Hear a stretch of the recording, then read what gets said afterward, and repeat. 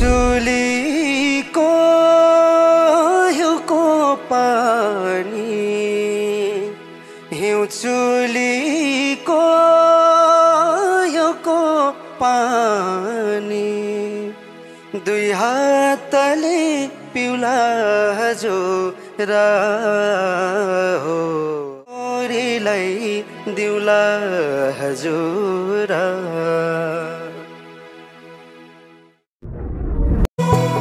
कोही भन्छन् यो जिन्दगी पिरको भारी बिसाउनलाई हो, कोही भन्छन् यो जिन्दगी ऐसा आराम बिताउनलाई हो। म त भन्छु जिन्दगी